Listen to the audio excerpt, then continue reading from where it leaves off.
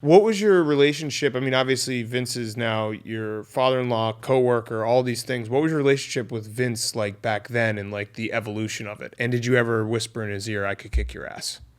You can Oh, answer that. I don't have to whisper. He knows. There you go. Okay, He nice. knows. Yeah. Even when Vince was really jacked? He knows. Okay. Yeah. All right. He went from pencil neck geek to. If I can get heat in this promo, I just got it. Yeah, there you go. Yeah.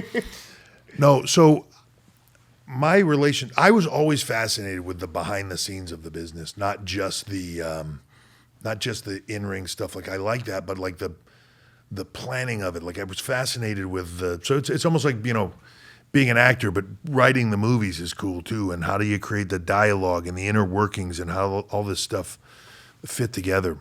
Not just for myself either, but for everybody. And as DX evolved with Sean, and I got to spend more time around Vince because of the people that I was around, he would start to ask me my opinion a lot on things. I would notice that he would say, what do you think about that? There was one time where we all went to go to a meeting together, and I was leaving because I was like the new guy. Right. And I was going to walk out, and he was like, no, you're already in this. You come in here and sit down too. You got good ideas. And so he just started to ask, my opinion a lot, and we started to talk a lot. About the time that we were kind of getting into the upward swing of the Attitude Era, one of the writers of the show, Vince Russo, and the guy that was writing along with him, left. I'd worked with them a lot, and I knew the dynamic. And contrary to popular belief, he had a lot of ideas. They were all filtered through Vince and other people that made them great, right? Because they were just ideas and thoughts and all these things. So when he left, I went to Vince because it was like in the middle of nowhere. He went to go to WCW in the middle of the war. Good choice, by the way. Yeah. And I went to Vince and I said, hey, I know those guys left. I know now you're kind of doing this by yourself. So I'm going home. I'll be home. Like I think I had 4 days off. I said, I'll be home for 4 days. I don't have that much going on. So if you need to bounce ideas off of somebody or something, I don't know that that's worth anything to you, but I'm just throwing it out. If you need it, I know trying to do all this stuff by yourself can't be easy. He was like, I really appreciate that. And he left.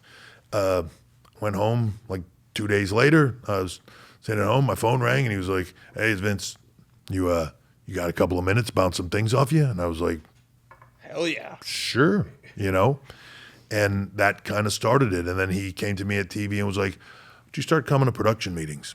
And I was like, you think that's cool? And he's like, I don't care. Just come to the production meetings. And, it's one of those things where, like, as a talent, you have to be in the building at, like, say, 1 o'clock. Mm-hmm. Production meetings at, like, 9 or 10.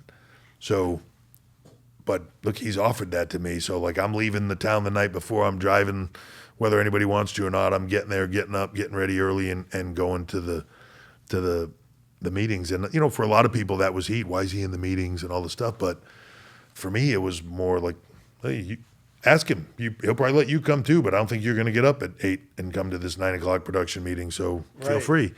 So I started doing that and kind of get in the production meetings, and he and I then had this kind of close bond relationship based on creative. And that was, I had never even met Steph at that point in time. Mm-hmm. I think she was in college. It sounds terrible.